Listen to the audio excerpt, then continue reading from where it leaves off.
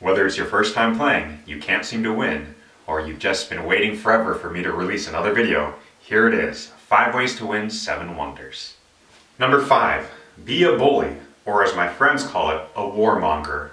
I find it best to establish early that you're going to be the one who's going after military points. If your neighbors realize that you have the upper hand in military, they're less likely to challenge you and waste their turns playing military cards if they know you're just going to do the same and easily beat them anyways.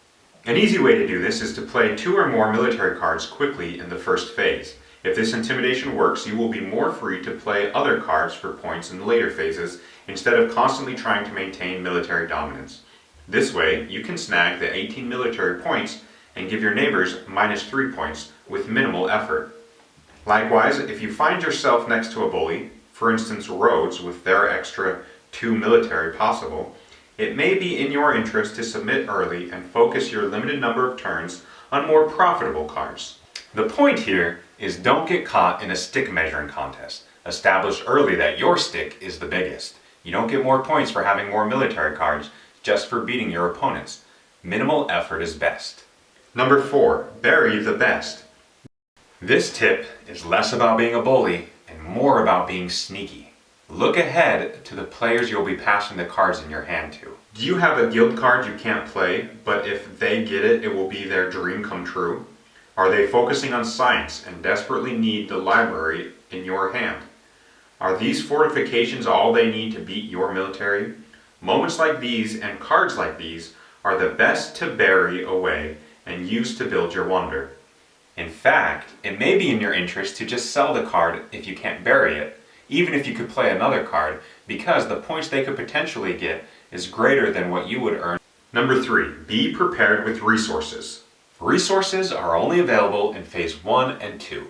Sure, maybe you think you'll be fine because you plan to just play cards for free on existing structures, but at the very least you should ensure that you have enough resources to complete your wonder. If your wonder requires 4 stone, make sure you can get 4 stone, either from your own supply or a neighbor. Number 2, maximize your wonder. Each wonder board offers different abilities. Take advantage of them so that you get the most benefit. For example, Babylon Side B lets you play an extra card at the end of each phase.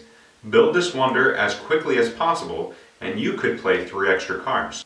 Heliconarsis lets you play 1 card from the discard pile for free. Save this wonder until later when better cards have been discarded. If you have Rhodes, you have an upper hand in military. Take advantage of it. Number 1, diversify. After playing the game dozens of times, I've come upon this nugget of wisdom. Points win the game.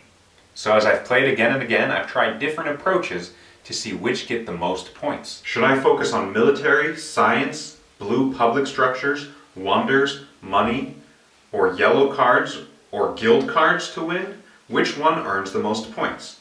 Contrary to what works well in many other games, that is, picking 1 or 2 options and focusing heavily on those, in my experience, the winner of 7 wonders is often a player who scored points in all the available categories and doesn't have a 0 in any slot, except maybe science, but I'll talk more about that later. Common mistakes. Believing science can save you. I've never seen a player focus on science and win. It just requires too much investment and there is too much risk. I've gotten 48 points from science before and still lost. In an ideal game, you could get more, but let's be realistic. To get 55 points would require 10 cards, half your total moves. But it's more likely that these cards will be buried by opponents, show up in the same hand, or be used by another competing player before you get them. 3 science cards is an easy way to get 10 points, but trying to get 10 science cards more than likely will require a miracle. Thanks for watching. I hope you found the tips helpful. Feel free to add your own tips, comments, or requests down below.